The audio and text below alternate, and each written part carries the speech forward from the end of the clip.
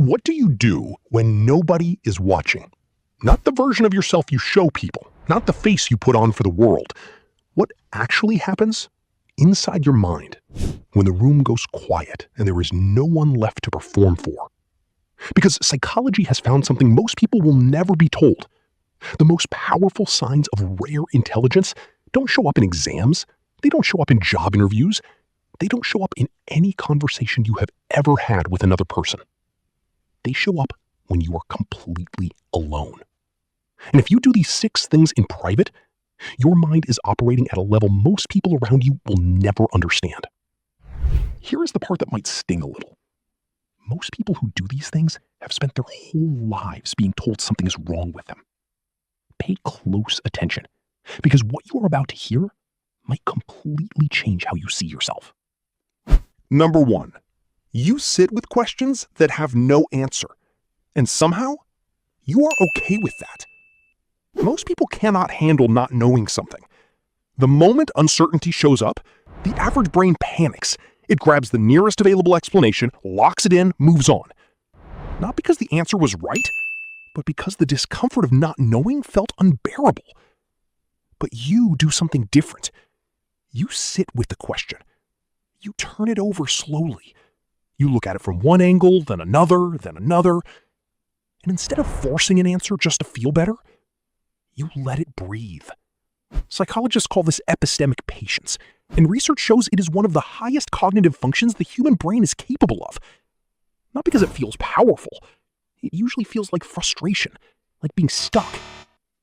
But the mind that can hold a question open without rushing to close it is the mind that eventually finds something real, not just something convenient. Nobody taught you this.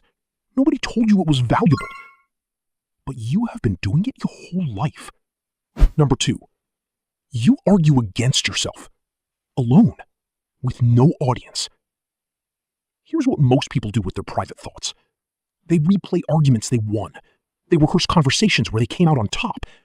They quietly congratulate themselves for already being right. But you do the opposite. You find the weakest points in your own thinking. You build the strongest possible case against your own beliefs. You ask the question most people are too afraid to ask themselves. What if I am wrong about this? And here is what you need to understand. This is not self-doubt. Self-doubt asks, am I good enough? What you are doing asks, is my thinking accurate? Those are completely different things.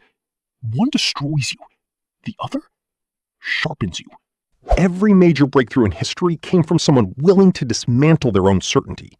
And you do it alone, quietly, with zero applause. That is not overthinking. That is your intelligence doing exactly what it was built to do. Number 3, you study your emotions instead of just feeling them. Everyone feels things, but almost nobody watches themselves feel things.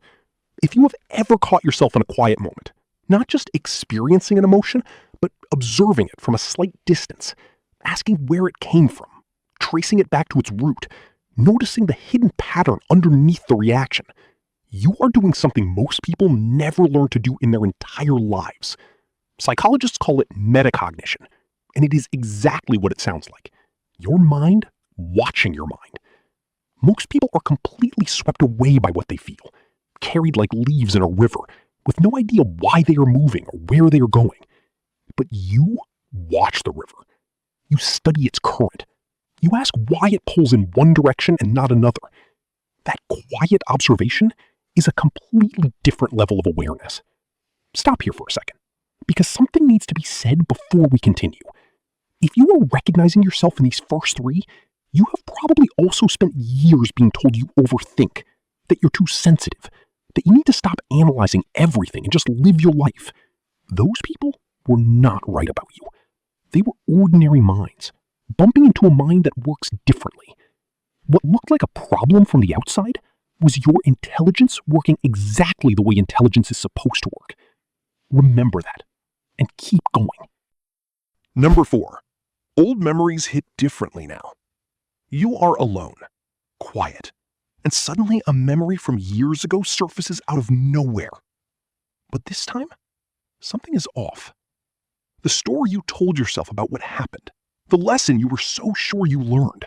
The conclusion that felt so obvious at the time looks different now. Incomplete. Maybe even wrong. This is not you being stuck in the past. This is your mind going back into old files and rewriting them with new eyes. Rebuilding your understanding of your own history based on who you have become instead of who you were. Most people's understanding of their lives freezes at the moment it was first formed. The story they told at 19 is the story they still carry at 40. But yours keeps changing, keeps growing, keeps finding new layers in old experiences. That is not a burden. That is cognitive flexibility at its highest level. Number 5. You fall down rabbit holes that make absolutely no sense. No career benefit, no practical use, no good reason to care at all.